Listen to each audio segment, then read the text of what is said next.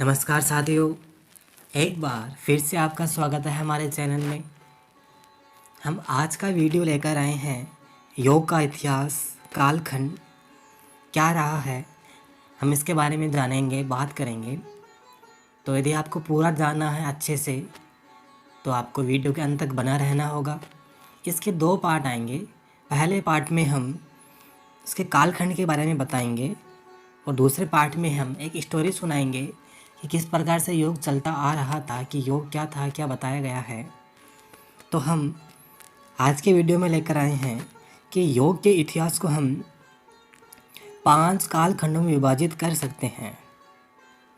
पहला श्रुति काल 0 से 500 BC तक, दर्शन काल 500 BC से 1000 AD तक, शताब्दी तक, टिक्का काल 100 AD से 1200 AD तक, भक्ति व हठ योग काल AD मीन्स आधुनिक काल 1200 से 1850 और आधुनिक काल मीन 1850 से लेकर अब तक।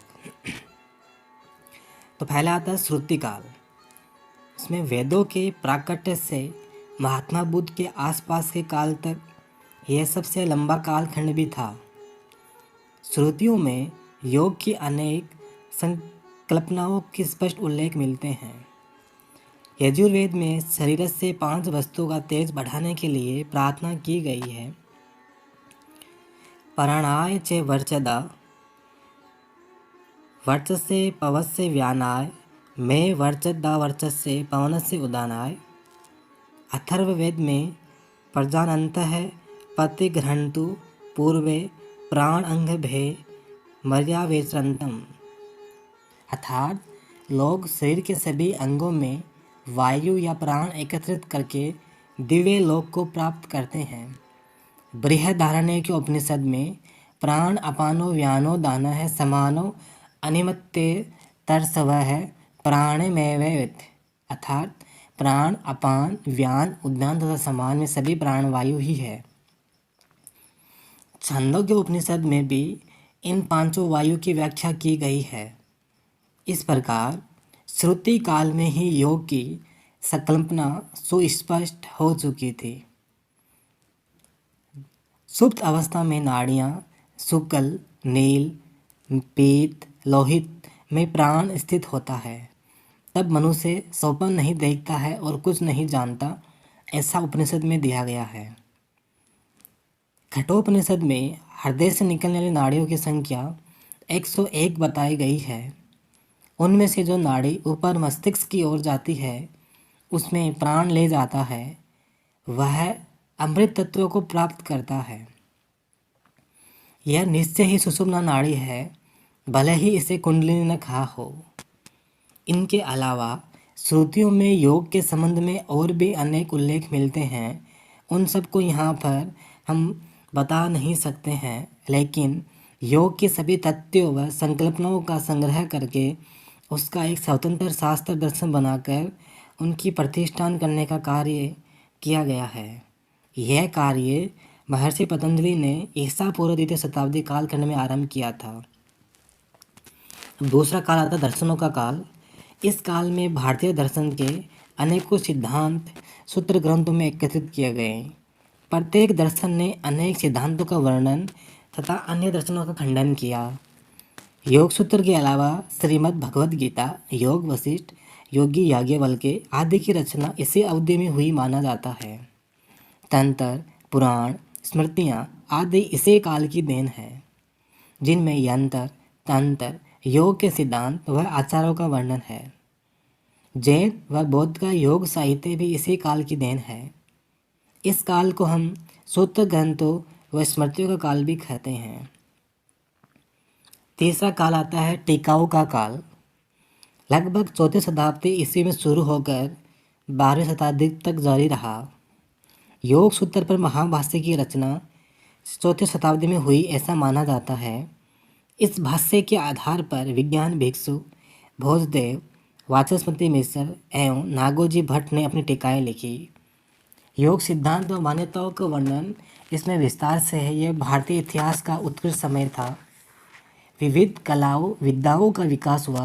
योग पर अनेक ग्रंथ लिखे गए। योग, उपनिषद, भक्ति ग्रंथ, स्रोत ग्रंथ आदि स्मृतियों, पुराण, तंत्र के अनेक ग्रंथ व आचार्य द्वारा प्रचार व अनुसंधान कार्य इसी काल में होता रहा। भक्ति व हठ योग का काल 12वीं से 19वीं शताब्दी के अंत तक नाथ संप्रदाय का प्रचार, शारीरिक क्रियाओं द्वारा मन को वश में करना विशेषता थी। हठ योग ग्रंथ, हठ प्रदीपिका, गहन संहिता तथा तंत्र के अनेक ग्रंथों की रचना इसी काल के मध्य में हुई। भारत पर विदेशी आक्रांताओं के कारण उन्होंने हमारे इस्लाम व ईसाई आक्रांताओं के कारण आश्रमों, संस्थाओं, ग्रंथों एवं परंपराओं का विनाश हुआ। समाज में अनेक कुरीतियाँ व गलत धारणाएं फैलने से धर्म व सामाजिक अवनति की पराकाष्ठा हो गई। आधुनिक काल में योगाचार्य के रूप में स्वामी दयानंद सरस्वती का उल्लेख, जिन्होंने अमर ग्रंथ, सत्यार्थ प्रकाश, ऋग्वेद भाष्य भूमिका आदि के माध्यम से योग की गलत धारणाओं का खंडन करके स्पष्ट दिशा निर्देश दिया।